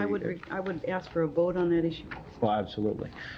Is that the right? The proper way? What we've done in the past is had the commission's taken action, and then the chair has a letter has been drafted for the chair's signature that goes to the grand jury, telling the grand jury what the action of the commission has been. Okay. I have a question. Yes, Mr. Costanis. There were 3 recommendations from the grand jury, and the other 2 were accepted by this commission at previous meetings. Is that correct? The other 2, there were originally 3 recommendations of the grand jury. The second one was to be briefed on the Brown Act and potentially to adopt regulations that were more stringent than the Brown Act. The commission's response to that was that you were briefed on the Brown Act and that you would or would not adopt more stringent regulations than the Brown Act depending on your action on the ex parte rules. We respond to the grand jury and you have responded on that. The third recommendation had to do with incompatible activities on the part of the commissioners, and your response to the grand jury on that matter was that state law already fully covers that area and that the commission believed that no additional local regulation was required. So the only thing that we have to respond to is the ex parte question that has been raised? That's correct. That's correct. Is there any other commission member who has any comment on this issue? I think we've commented over and over and over again that we think that I think the rules are necessary for public perception. Any other comments? not gonna Is make there a any long member of the speech public about who it. wishes to address the commission on this item? Any further staff comment? Is there a motion? But we have to respond. I'll second your motion, Mr. Cox. All right, we've got a motion and a second. Does everyone understand the motion? No, what was the motion? Motion is that there is no allegation of wrongdoing, and therefore the commission rejects the recommendation of ex parte communication. I think that the grand jury didn't say there was any wrongdoing. They said that there is a public perception on the part of people in the public that we do not have any rules regarding ex parte communication, and they pointed out that some of what we do is quasi-judicial, and judges who perform in a judicial manner do have these kind of rules, and therefore they recommend that the commission formally adopt some ex parte rules. So it had nothing to do with allegations of wrongdoing, which Mr. Cox loves to keep bringing up. All right. Any other statements? No other questions? Is there any question from the public?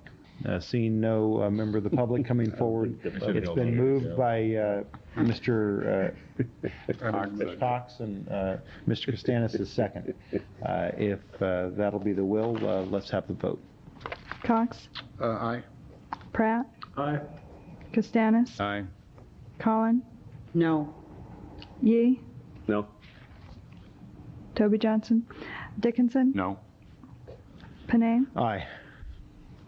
Motion fails 4-3. 4-3. Any other discussion? We need to respond to the grand jury by the 30th of September. Do we have another alternative motion? Yes, I would move that we correspond with the grand jury, advising them that we don't have a consensus yet on the matter. Okay, we have What else a... are we going to tell them? We can wait till Mr. Johnson comes back. Well, Mr. Chair. There's the alternative waiting for Mr. Johnson to come back. So why don't we... Does room service come with this meeting? For the poor audience. Why don't we... You have a motion. We have a motion to transmit to the grand jury that we have no consensus on the issue of the ex parte regulation. Second the motion. It's been seconded by Mr. Costanis. Any further discussion on that? Read what the motion then is. The motion is to send correspondence to the grand jury and say that we have no position on this issue yet. That's a fact. Okay. If there's no other discussion, would the secretary please call the roll on the motion? Cox? Aye. Pratt? Aye. Costanis? Aye. Collin? Yes. Yee? Yes. Dickinson? No. Panay? Just to show that there's no consensus on even the fact there's no consensus. No Panay. unanimous consensus. Motion carries 5-2. Okay. Well, we'll move on. We'll take that Members, motion to mean you want staff to prepare a letter for the chair's signature to be forwarded to the grand jury. that we have no position. No consensus at this time. That's, I suppose that is That's the response. enough. I believe that that's enough. You've considered the issue again. You have no consensus on the matter, and I think that's a sufficient report back to the grand jury. Okay. They may, if they want, they can continue to correspond in Yeah. future years on this And matter. then we'll tell them about interviewing everyone on the commission and all those other things. Okay. Well, you did make those comments in your original response. Yeah, we did. Okay. Well, we'll move on from there. Item number 6. Mr. Chairman, this is a report back from the Affirmative Action Officer for the City of Sacramento, Mr. Ken Fleming. As you recall, in late April. I'll bet he wishes he'd never heard of us. Right. Okay. Mr. Fleming has moved forward following the 8 findings in his report dated late April. This is a status report for you. No action is recommended. All right. Mr. Fleming. Good afternoon, Chairman Panay and members of the Commission. As you recall, during our initial review of Sacramento Cable Television's Affirmative Action Program, we made a finding of 8 issues as it relates to the review of their Affirmative Action Program. Those findings were as follows. Finding 1, that the policy statement was not in compliance with the licensing ordinance. 2, that the assignment of responsibility needed to be amended. 3, that the job groupings appear to not have been appropriately developed. 4, that the availability computations were not in compliance with the licensing ordinance. 5, that minorities appear to be greater underutilized to a further extent than the plan would indicate. 6, that the manner in which underutilizations was determined resulted in lower hiring goals for minorities than if the Commission guidelines had been used. 7, that the action-oriented program component is not sufficient to enhance the affirmative action efforts of Sacramento Cable. And the final finding was that the harassment policy was inadequate. Since those findings, we have been meeting diligently with staff, and we have resolved a number of those concerns. I think I should mention that the staff of Sacramento Cable has been most amenable to our suggestions and very accommodating in this process. And I think I would be remiss if I did not acknowledge a couple of people in particular. That would be Dave McVickers, the Director of Human Resources, and also Molly Conger, Administrative Assistant. They've been very helpful in our effort to resolve these issues. As a result of our work, we have been able to resolve 4 of the initial 8 findings. Those resolved were findings 2, 1, 7, and 8. In addition to that, a number of the other findings, 3 in particular, 4, 5, and 6, Sacramento Cable Television has proposed an alternative process for developing availability data.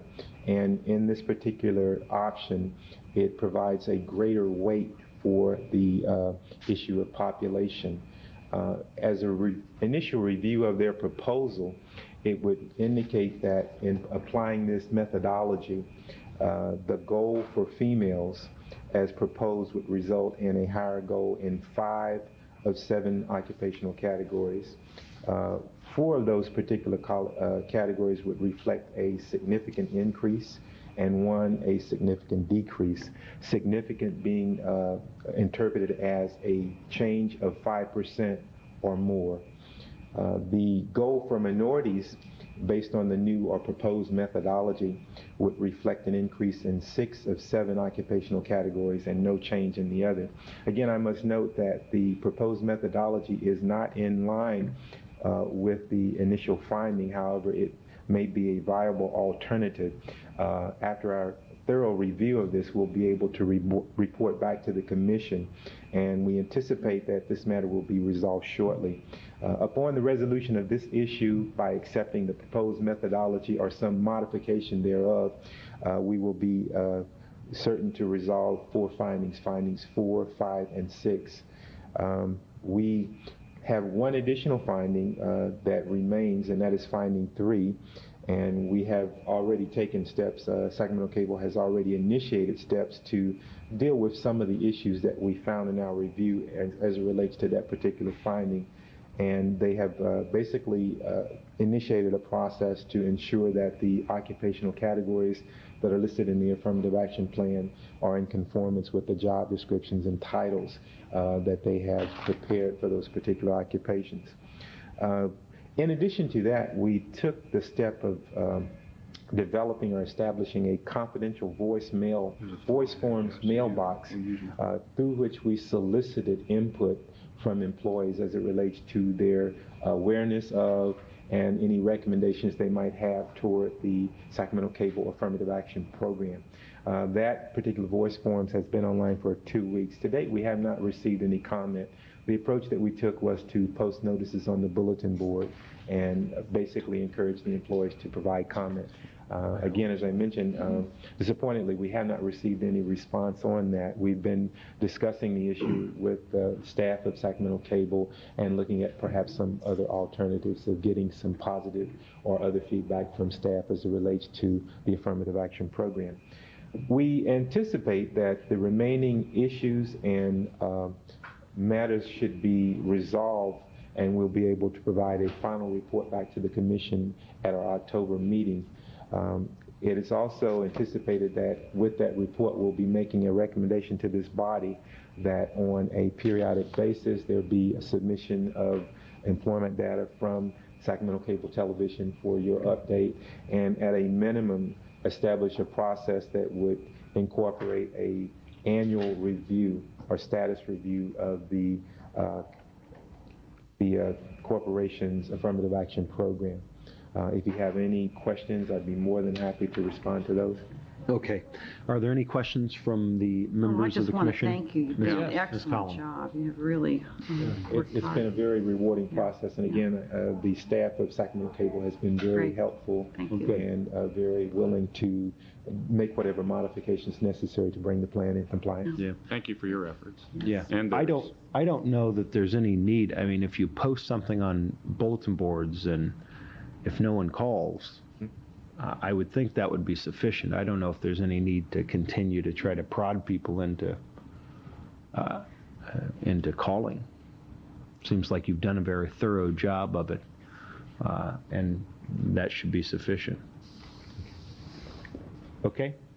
Okay, well, thank you, Mr. Fleming. Thank you. Appreciate it. Thanks, Ken. Item 7. Mr. Chairman, members, I'll refer you in part to the staff report that was provided to you. In a bit of background, a year ago May, I summarized for you the key components of the Cable Act of 1992. Told you at the time that there were 4 aspects I thought of the Cable Act. 1, it would be confusing to customers. 2, there would be a savings to a few people. 3, that it would reduce the rate of future rate increases. And 4, that it would move the industry towards pay-per-view, pay-per-channel type services. I believe all these to be true. As we moved along the way and implemented the rate regulatory aspects of the Cable Act, your commission has not made a rate determination. In part, that was because the change from Phase 1 to Phase 2 by the FCC, and the fact and that until August 31st, any determinations by your commission would be retroactive for a maximum of 12 months. It was my belief that we could combine the Phase 1, Phase 2, which I've explained to you before, of the FCC's determination into one finding on your part. Several months ago, you authorized and we retained Public Knowledge Incorporated, Mr. Jay Smith, who's done an analysis of Sacramento Cable's Form 393 or Phase 1 filings, and that's on file. He's recommended some relatively minor adjustments if you were to make a determination, and it's my opinion that the ones he's recommended could be offset by other upward adjustments that Sacramento Cable has the option to make. On August 15th, the Phase 2 filing is due. This is the documentation required by cable operators to support their July 15th existing, their already rate change. It's my recommendation that you schedule a special meeting for August 25th in this chamber.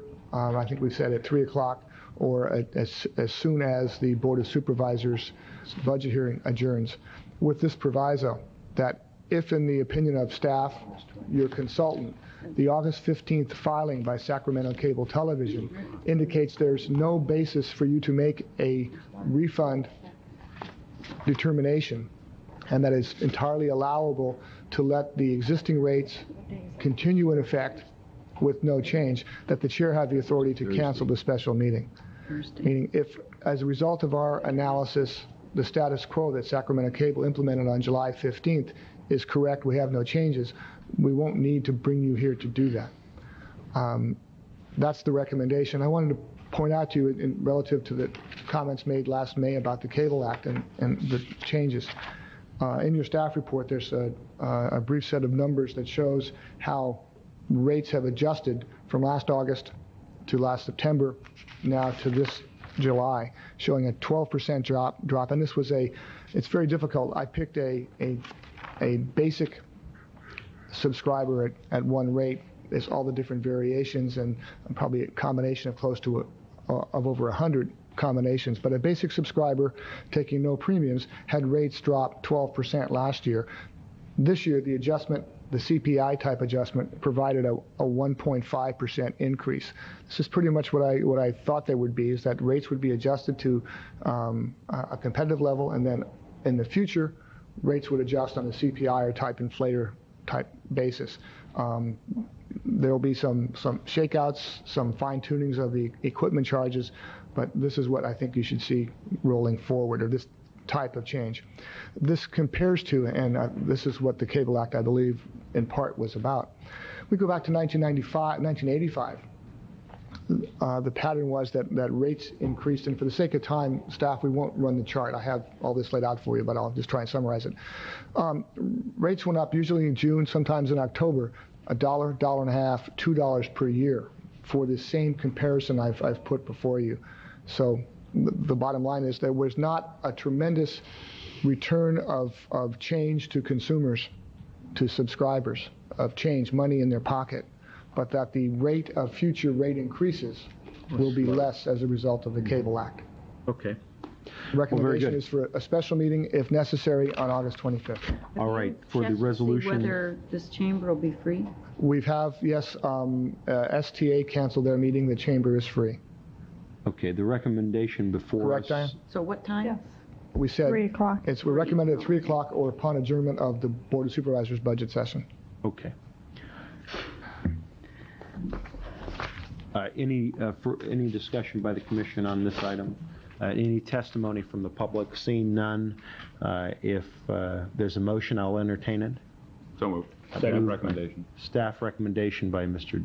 Dickinson, second by Mr. Yee. Seeing no further testimony, the secretary, please call the roll. Cox. Aye. Pratt. Aye. Castanis. Aye. Collins. Yee. Aye.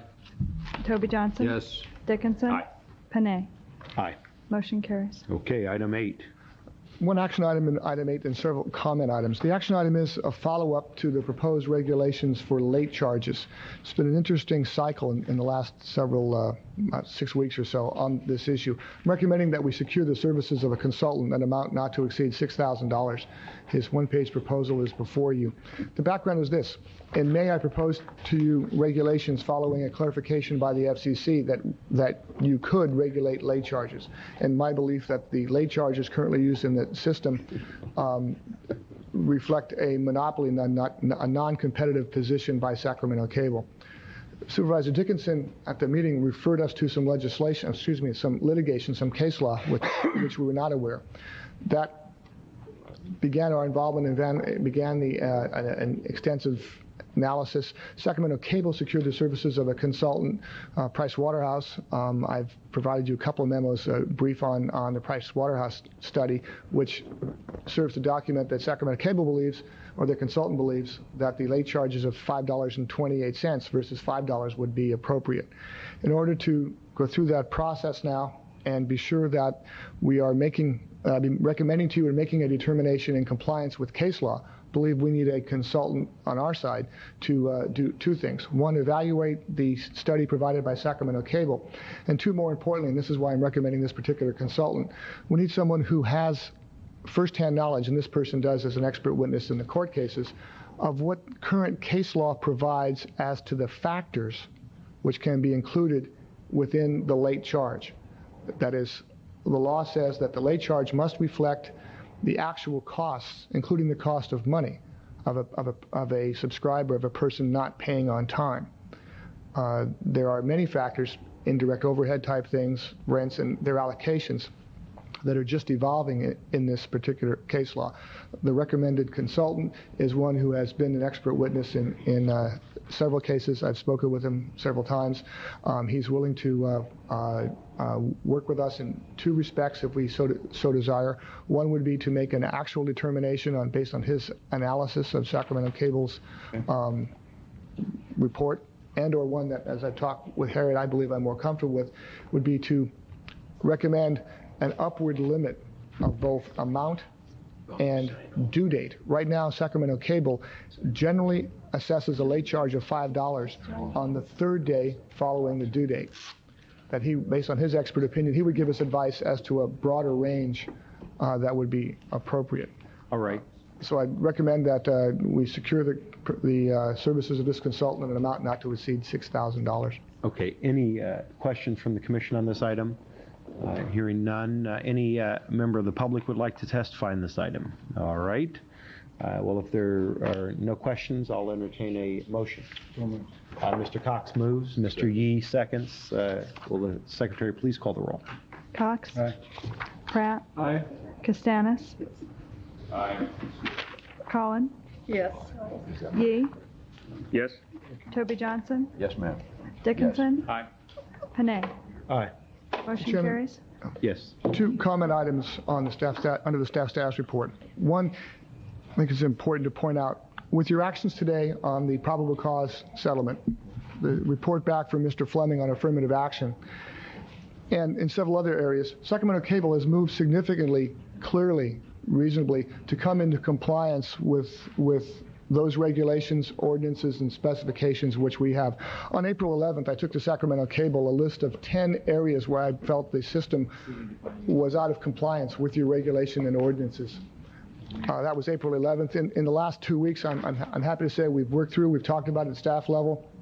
Only one of those is open, and is open by mutual agreement pending some legislation in the Capitol that would clarify an interpretation on privacy within your licensing and franchising ordinance. The point being that we have cleared much of the baggage, much of the clutter that was behind the scenes. Your staff are now getting accurate, timely telephone statistics. The telephone response times are within the established parameters. Sac Cable has moved well since mid-April, and my list is growing very, very short. Okay. Second item, relative to legislation, with the policies you adopted several months ago, there is active legislation going on right now.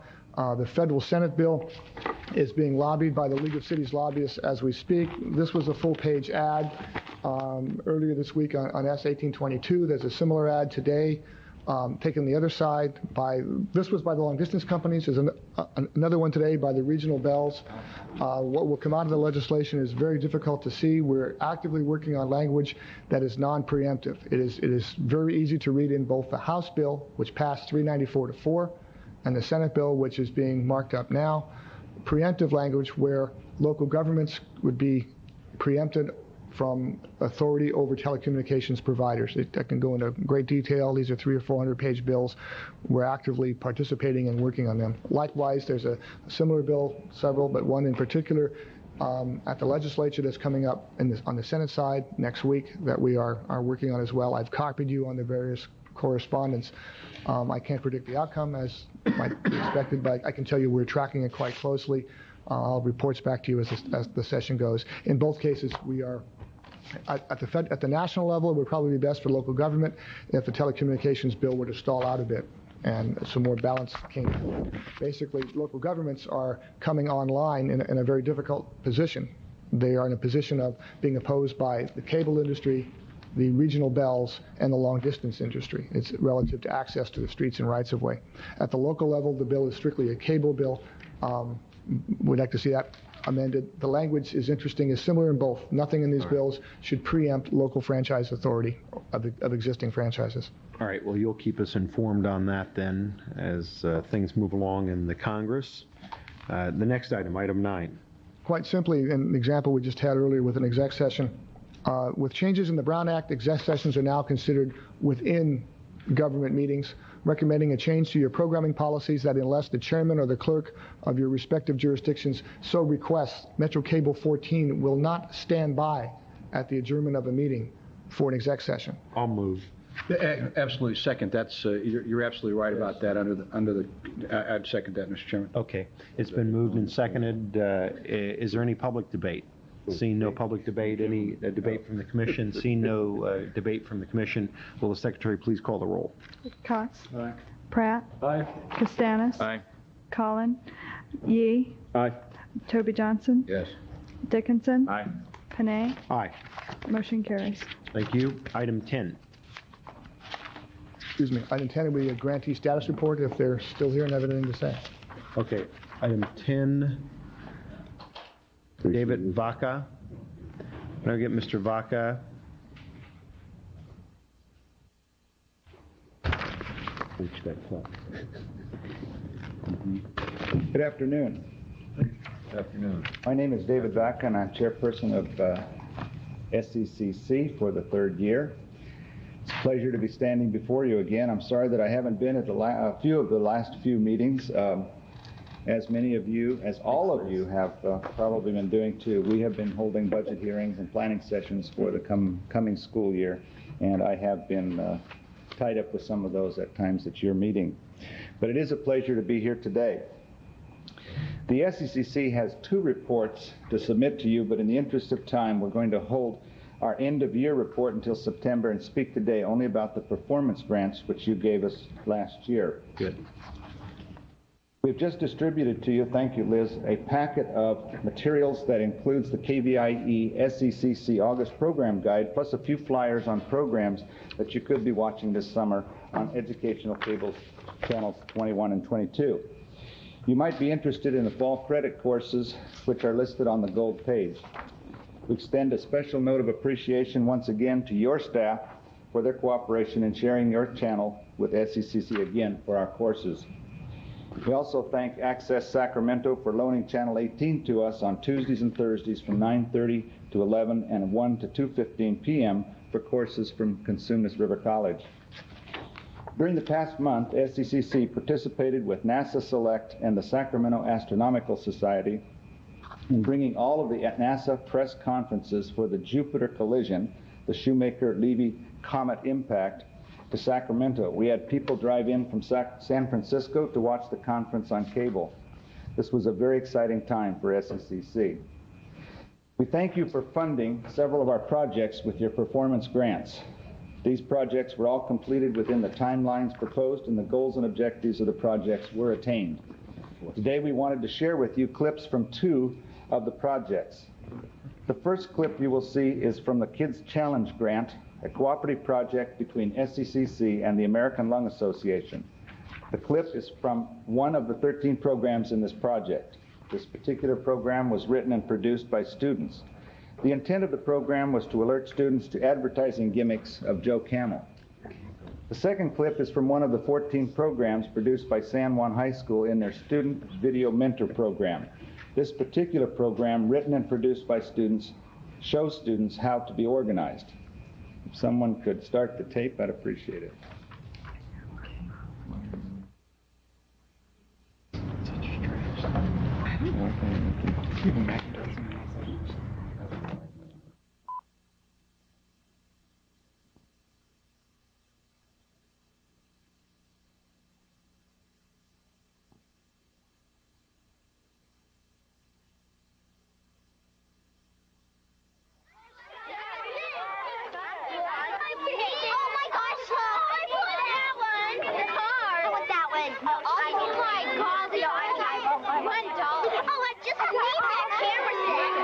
Boy, like I'm really impressed. Cartoon characters selling death to a whole bunch of kids. Me and my dad used to shoot hoops right over there. He smoked camels for 30 years. Now he's dead. Gee, Timmy, I'm sorry. You must really miss him. I do, and you know what? I'm not gonna let what happened to him happen to me or any of my friends.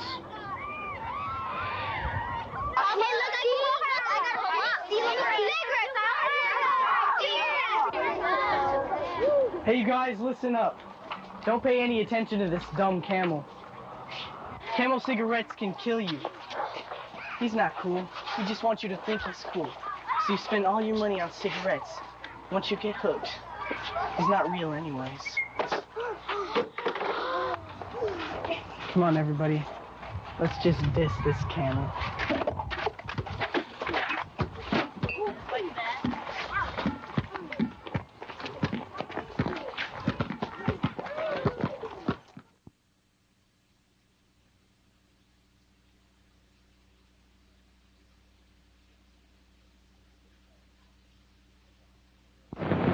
Save lots of time by organizing your workspace at home.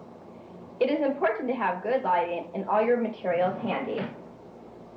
Whether you do your homework at the kitchen table, or on the sofa, or on the floor, on your bed, or at a desk, you should have a dictionary, extra binder paper, a sharpened pencil and eraser, a pen, a ruler, and glue. It would be a good idea to keep colored pencils and markers there too, just in case.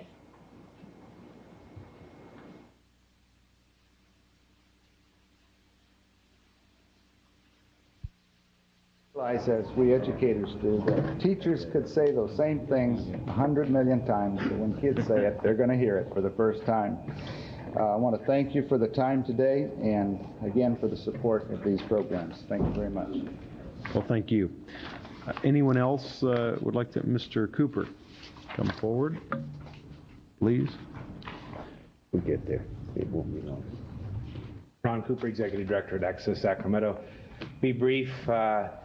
Again, congratulations to the ED Consortium, and also thank you to the Cable Commission for the performance grant that was given to Access Sacramento, the purchase of 3 new cameras for our mobile truck. And in fact, the good news there is that one of the programs produced with those new cameras went on to win a national award. We won 3 national awards this year at the Hometown Video Festival. And recently were awarded 2 other programs, were awarded the BASE Awards, which are called the Bay Area Cable Excellence. So best programs in Northern California in competition with primarily Bay Area access centers. We'll be presenting clips and highlights and hopefully some of the producers at next month's meeting. But again, it works. A lot of great stuff is out there. These channels are fantastic. And I think they sometimes even rival some of this very creative, interesting government programming. On occasion, that's what we aspire to. But anyway, thank you again, and we will be back next month with some highlights. Well, thank you very much. Elected democracy is hard to rival, but sometimes people can do it. I agree with that. So, we are at item 11. Item 11 is the franchisee licensee general status updates. This would be an opportunity for the cable companies, cable operators in the jurisdiction to make a presentation. I had a number of really wonderful, exciting, uplifting things to tell you about, and once again, in the interest of dinner, I cannot tell you about all of them. So I'm narrowing it down to a couple of very important issues. Number one is that we want to let you know that we're extremely excited at Sacramento Cable to have Wayne Vowell with us. This was not only a popular choice, but a populist choice, because we had more than 300 employees at Sacramento Cable send a petition to Scripps Howard asking for this appointment. However, simultaneously, because great minds were thinking alike, we got a phone call as that petition was in the mail on its way to Cincinnati, letting us know they'd already made that great decision. So we're all together looking forward to a great future with advanced technology we can all bring together to Sacramento with Wayne's great leadership. Also, I have a couple of people who have had a lengthy and interesting education this afternoon who came here to see you all. You may have read about them in Steve Wiegand's column in the Bee about a week ago. He mentioned 2 members of our cable family who are important people, in fact, who are heroes. First of all is our customer service supervisor named Frank Lugo, who was washing his car at a car wash at a gas station, saw a car come off the street, jump over the curb, smash into a gas pump, which exploded, bang into a pole, and start on fire. Well, really at no thought for his own safety, he went running over to the car, which was now on fire. A couple of adults stumbled out. They were absolutely stunned, had no idea what direction they were going in. Frank saw there were 2 children in the back seat, and he reached in and pulled them out, ages 3, ages 8. We're extremely proud of him. At the same time, we have Gary Vorse, who is our safety manager. He drives home on Highway 50 every day, and this particular day, he was counting the minutes to get to the daycare center because it costs $1 a minute for his children, and he was already late. And he saw in his rearview mirror that there had been an accident, and there was a car on fire. He stopped, he backed up, he got out. The engine was burning. He saw a woman behind the wheel. He tried to put the fire out with his extinguisher. Being safety manager, he always carries a fire extinguisher. He wasn't able to do that, but noticed the woman could not get out. She was trapped. The dashboard had collapsed on her feet. He looked down there. He crawled inside himself, unlaced her boots, slipped her foot out, and pulled her out to safety. And so we have these 2 individuals here today. I wanted to recognize them, present them to you, so I'd like to ask Frank Lugo and Gary Vorse just to at least step into the aisle here. Let people know who you are. Please come forward, gentlemen.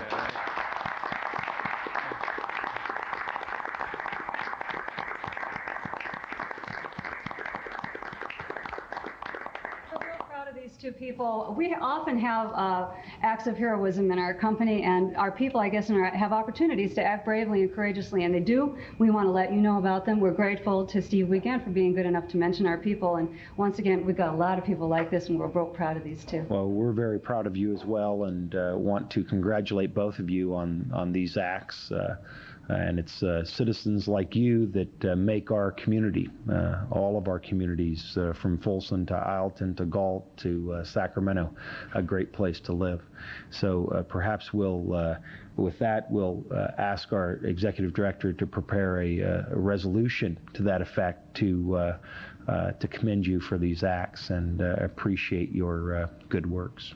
So thank you so much. And thanks again for letting me share our good news. Okay. That's Thank great. you. Thank you. Good. Thank you. Follow me home. Okay. Mr. Costanis needs an escort home. If you have your fire extinguisher close by. Okay. Great little pull on his belt, you know. All right. So with that, I think we're back on item 3. And you still have item 12. I don't know if you there... got any requests to speak on items not on the agenda. Oh, all right. Item 12. Is there anyone who would like to speak on items not on the agenda? Seeing no one come forward, then we would go to item 3, back to item 3. And I think at this point it would be advisable to move this item over until our next regular scheduled meeting in September. And then that has consequences on our legal staff, I guess. So what's our time frame on our existing contract? Existing contract expires August 31st. August 31st. You could continue that. Why don't you put it on the agenda for August 25th? Right. Can we do that? You could add this to your special meeting on the 25th if you want. Why don't we add it to the special meeting August 25th? That would be fine. And if it's not scheduled on the 25th, go to 31st automatically. Go to the first. Well, we have no meeting on the 31st. Yeah. I suppose this would mean that we would be scheduling a meeting on the 25th for sure then. No matter what happens with the other item. Right, that would be my question. And we would bring this back on the 25th. I think that should be sufficient time to Mr. Chairman, one thought then would be if you are going to schedule a meeting on the 25th for sure, rather than calling it a special meeting, let's just call it an additional meeting, and any other items that come up we could bring to you then, and then possibly you could cancel your September meeting. That's possible. That's rather than calling it a special meeting. That's agreeable. Just call. Okay, it seems agreeable to the commission. So we'll move item. You will want to adjourn this meeting then to the 25th of August. Okay, we'll move item 3 to the 25th of August. We'll adjourn this meeting until then. And adjourn this meeting until the 25th. May I ask a question? If we adjourn this to the 25th, are we able to add the other items? Then it would be an adjourned regular meeting, which you would be able to add items to. Okay. Thank you. This meeting will be adjourned until August 25th at 3 p.m. in these chambers. The meeting is adjourned.